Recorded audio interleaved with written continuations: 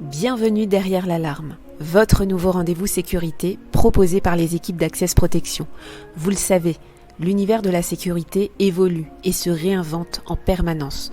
Au travers des épisodes que vous allez découvrir, nous vous proposerons un florilège de thématiques aussi captivantes les unes que les autres. De l'actualité, des interviews et des débats en cascade vous attendent sur les questions importantes de notre secteur d'activité. N'hésitez pas à vous abonner à ce podcast qui deviendra certainement votre meilleur atout sécurité.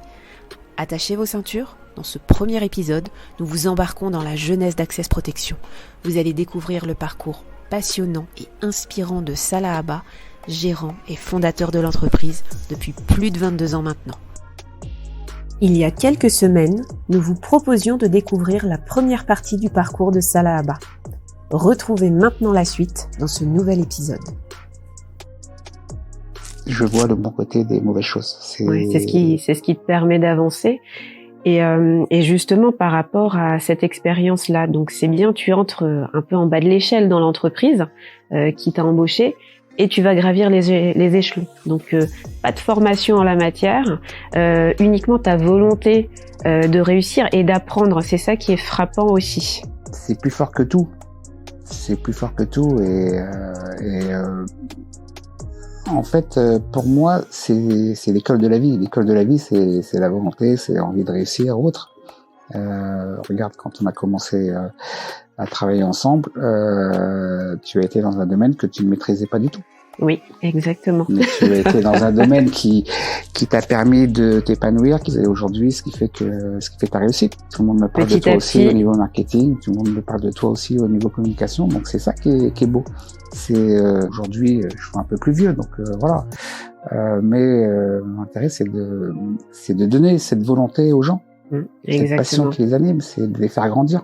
Les faire grandir, justement, on a tous des rencontres qui font que nos trajectoires professionnelles prennent justement une nouvelle route.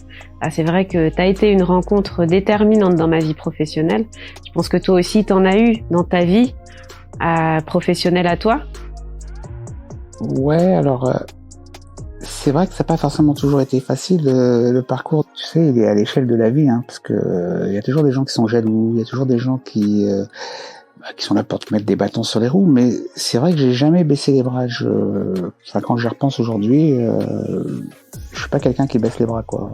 Je vais aller, et quand je veux quelque chose, je vais me donner les moyens de réussir. Et ouais, je souris parce que j'ai deux trois anecdotes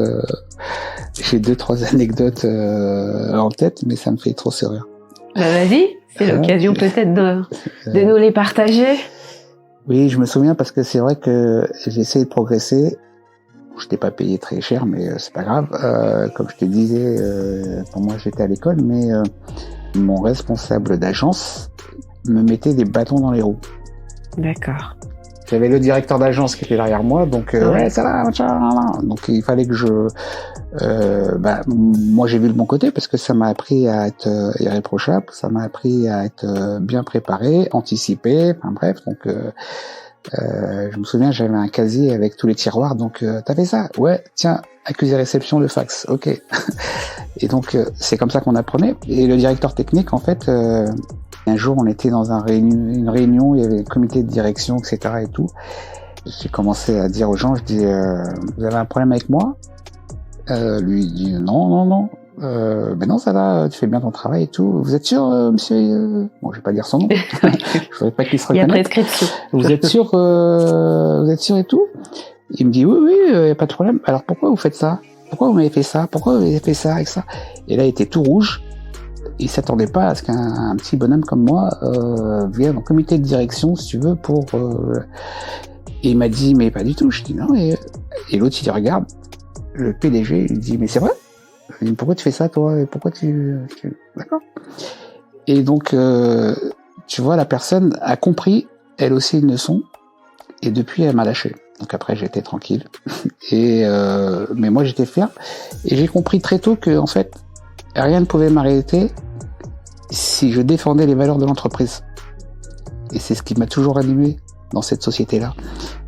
c'est ce qui m'a toujours animé, c'est que je défendais les valeurs de l'entreprise. Donc même si j'avais plein de gens jaloux, même si j'avais plein de gens qui me mettaient dans des bâtons sur les roues, c'est pas grave, je défendais les intérêts de l'entreprise. Donc on pouvait rien me reprocher. Alors, en t'écoutant, Salah, ce qui t'anime depuis tout petit et ce qui fait ta force, c'est cette détermination. Depuis tout petit, que ce soit dans ta famille, dans les projets que tu as organisés, cette détermination, dans tes premières expériences professionnelles. Donc, je pense que c'est ce qui t'a mené jusqu'à la création d'Access Protection.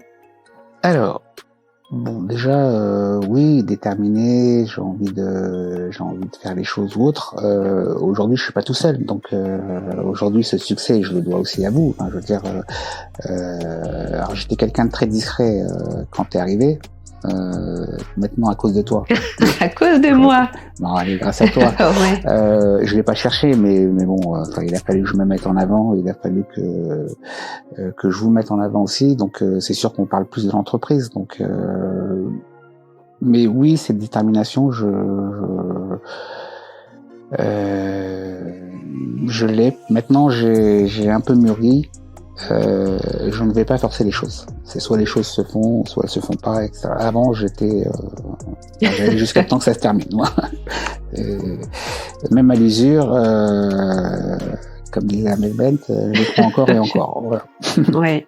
Ok. Mais aujourd'hui, non, je laisse les choses se faire. Mais ouais, elle est terminée aujourd'hui.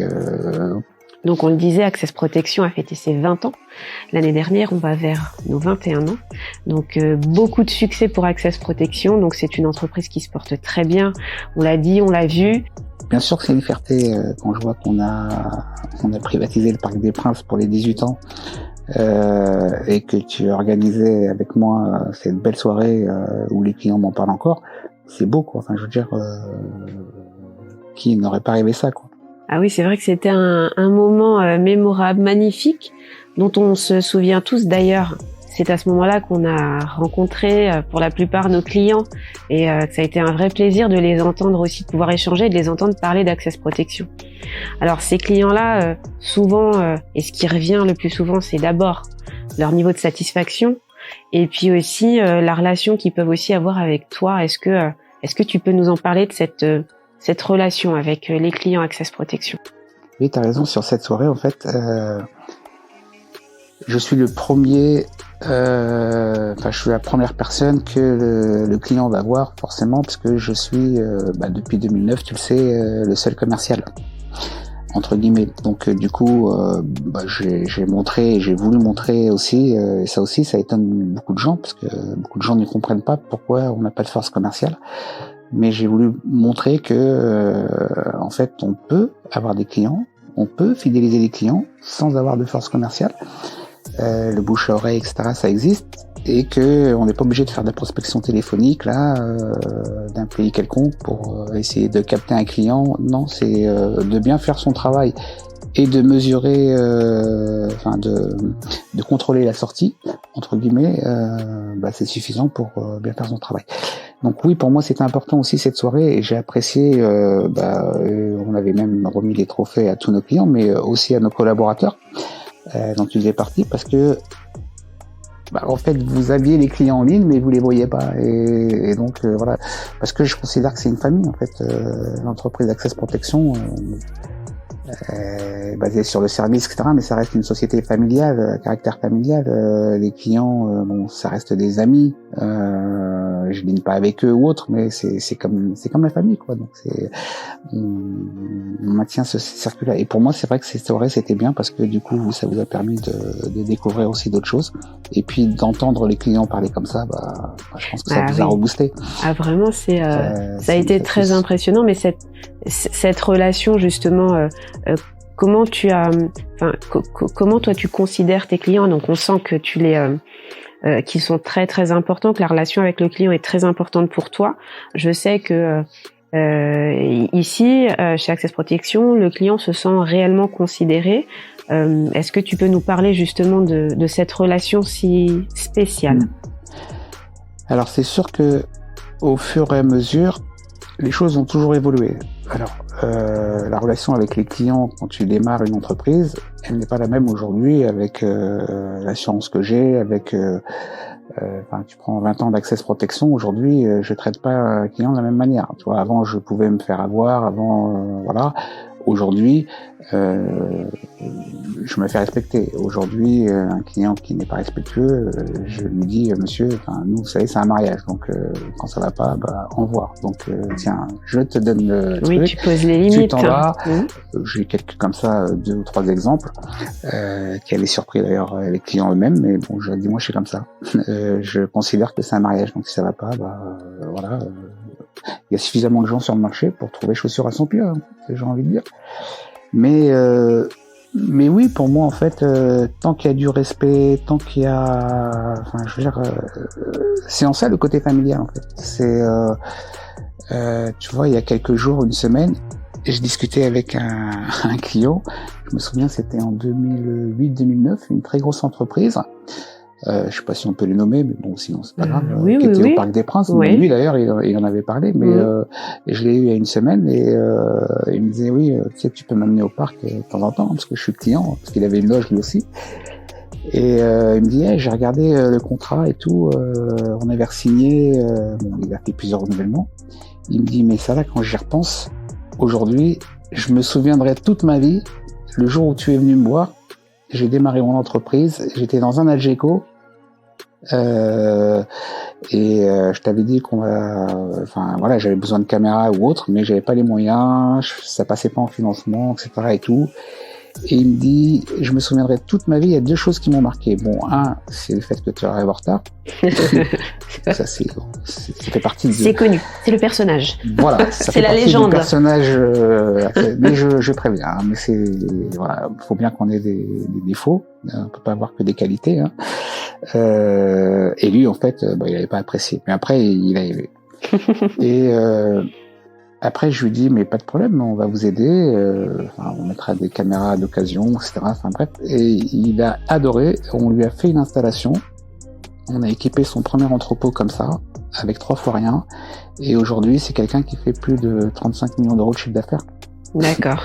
Et il m'a dit, mais c'est fou, quoi, parce qu'il n'y a pas beaucoup de gens comme ça. Donc, tu vois, cette notion il y a du respect, tant qu'il y a du respect, tant qu'il y a du, le rendez-vous avait quand même un peu mal commencé, le fait que j'arrive en retard, donc, mais très vite, parce que moi j'adore arranger les choses, et très vite c'est bien passé, et c'est beau quand on voit ça, parce que, je vais pas dire que c'est grâce à moi que il a grandi comme ça, mais c'est des choses qui ne s'oublient pas, quoi. Ça s'oublie pas. Et tu vois, aujourd'hui, quand on fidélise 98,5% de nos clients, là aussi, c'est un chiffre qui choque tout le monde parce que c'est pas des ratios normaux. Comme quand je dis, je concrétise 80% des devis que je fais. Les gens me disent, mais je comprends pas. Mais c'est parce que, en fait, on essaye de pas faire les choses pour rien. On a accompagné pas mal de gens comme ça. On fait attention quand on a une sortie de client. C'est soit parce que la personne est décédée, soit parce qu'il a fermé son magasin, soit parce que donc on fidélise. Et moi, ça me renforce, et c'est ce qui m'anime, et c'est ce que j'essaye de vous faire partager tous les jours, parce qu'aujourd'hui, on est entouré quand même dans l'entreprise, on va dire, de piliers, tu vois, comme d'autres techniques, comme Anne-Laure au niveau administratif, et ces piliers, en fait, j'essaye de vous enseigner tout mon savoir pour pouvoir vous partager et vous faire grandir aussi. Et c'est vrai que c'est important. Une vraie relation de confiance qui se tisse avec les clients depuis toutes ces années, et qui fait que justement ça se renouvelle. Mais on l'a bien senti, on le ressent quand on les entend. Surtout que c'est un métier qui est pas facile, parce que en fait, au départ, la sécurité, ça intéresse tout le monde, parce qu'on dit il y a de l'argent à se faire. Donc tu vois, beaucoup de gens se lancent dans la sécurité. Même les politiciens, je veux dire, tous les débats politiques, à chaque fois qu'il y a des élections, c'est basé sur la sécurité, etc., ou autre, depuis tout le temps.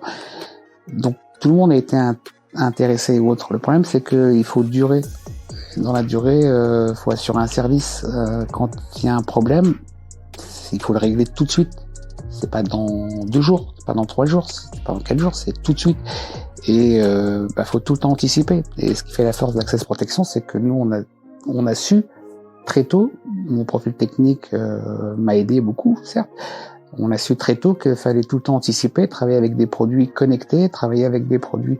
Et donc, ça me permet de répondre très vite et de action-réaction. On apporte un vrai service, les gens sont contents. Alors d'ailleurs, j'ai en tête une phrase que tu dis souvent. Moi, je vends pas de produits. Je propose un service. Cette phrase, elle est forte parce qu'elle veut tout dire en même temps. Bah oui, j'avais même fait une vidéo une fois. Je sais pas si tu l'avais vue celle-ci ou si tu étais là ou pas, mais c'était, je m'étais amusé. Ça m'énervait le Black Friday là. Avec oui, j'étais là, je me souviens. 20 ou 30% dans la nuit. Si, oui. Et je me dis mais c'est des concepts. Moi j'aime pas copier. Alors, copier un tel pour. Donc j'aime bien créer, j'aime bien. Et oui, je dis toujours, je vends pas de produits, je vends un service parce que j'ai compris tout de suite que en fait ce qui fait notre force, c'est le service et pas le produit. Le produit, je sais, je vais le trouver, etc. Et j'ai rien à prouver aux gens. Je sais pas parce que je vais mettre telle marque en avant que ça veut dire que je suis bon. Non, je suis bon parce que je crée un service. Je suis bon parce que j'offre un service et je continue d'assurer ce service et j'accompagne les gens. Là, je suis bon. Si c'est juste pour un produit, pour avoir un prix, va l'acheter sur Amazon, va l'acheter à Darty ou fais ce que tu veux, mais ou va sur Internet, tu vas peut-être trouver 10 € moins cher. Peu importe. Mais le service, ça va être un petit peu plus compliqué. Donc oui, j'ai toujours mis en avant ce service parce que voilà. Mais quand je vois que la plupart de nos clients restent fidèles malgré toute la pression qu'ils ont, ce qui est impressionnant, mais quand je te dis pression, c'est pression. Hein. Je peux te montrer un mail. Il y a 15 jours, une cliente elle me disait « Je suis harcelée par une société qui veut... » Mais bon, c'est beau parce que en fait, on sait que il y a beaucoup de concurrence et les clients restent fidèles. Donc pour moi, c'est synonyme de qualité. Bah, exactement. Donc, oui, j'essaye de vous enseigner que voilà, on vend pas des produits, on vend des services.